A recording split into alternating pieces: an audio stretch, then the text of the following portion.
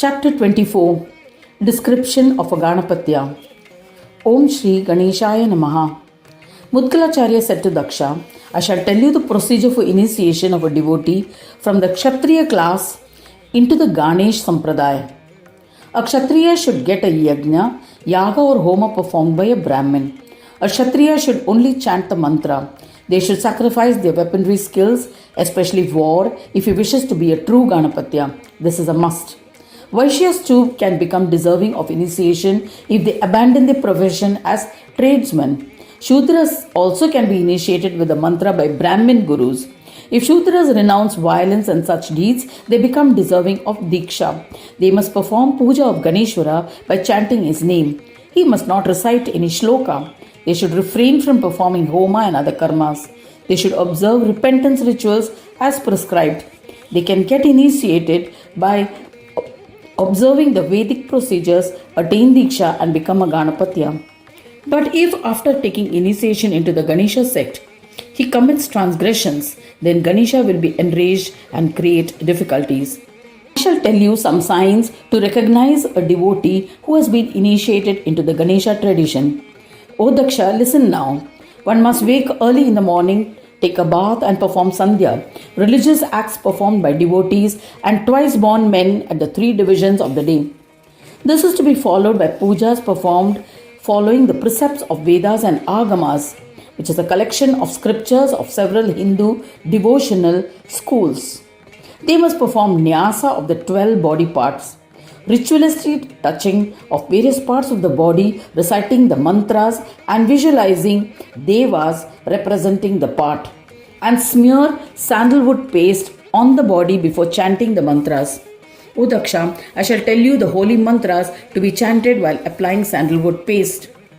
One should take the paste that has been offered to Ganesha, contemplate on Swanandavasi, chant Om Swanandavasine Namaha, pray to him and apply the sandalwood paste on the head. Chant Om Gananathaya Namaha, apply the paste and worship the forehead. Chant Om Gajakarnaya Namaha, apply the sandalwood paste and worship the right ear. Chant Om Surpakarnaya Namaha, apply the sandalwood paste and worship the left ear. Chant Om Vigneshaya Namaha, apply the paste and worship the throat. Chant Om Herambaya Namaha, apply the paste and worship the right arm. Chant Om Siddhanathaya Namaha, apply the paste and worship the left arm. Chant Om Buddhishaya Namaha, apply the paste and worship the heart. Chant Om Lambodharaya Namaha, apply the sandalwood paste and worship the nabhi. Chant Om Vakratundaya Namaha and apply the paste and worship the right side of the waist. Chant Om Chintamaniye Namaha and apply the sandalwood paste onto the left side of the waist. Chant Om Dundeye Namaha, apply the paste and worship the back which corresponds to the nabhi. A Ganesha devotee should apply the sandalwood paste above his navel in the above prescribed manner. In this manner, O Daksha Prajapati, I have told you how to apply the paste and to chant the appropriate mantras as stated in the Shastras. Red sandalwood paste should be used for making the paste and applying it to the whole body. It is appropriate to follow this procedure. Ganapatya should regularly wear a chain of beads made of the stem of shami or mandar trees around their neck or arm. The wood of these two flowering plants are favorites of Ganesha. Ganesha devotees should never wear a necklace made of the wood of any other plants. O Daksha, just as a garland of beads made from the stem of Tulasi plant is a favorite of Vaishnavites, in the same manner, Ganapatyas prefer to wear a necklace of beads of Shami or Mandar stems. If that is not available, then he can wear a necklace of coral beads or crystal beads. However, this is an inferior method of pleasing Ganesha. He should always behave virtuously and without deceit. He should not form friendship bonds or hold enmity towards another. A Ganapatya should exhibit equanimity. A Ganapatya should regularly observe the Shukla and Krishna Chaturthi Vrata with faith and devotion. When he observes the fasts, vratas or pilgrimages of other deities, he will be empowered and will be benefited. A Ganapatya should try to visit sacred places of worship of Ganesha, which the ancient Munis have described.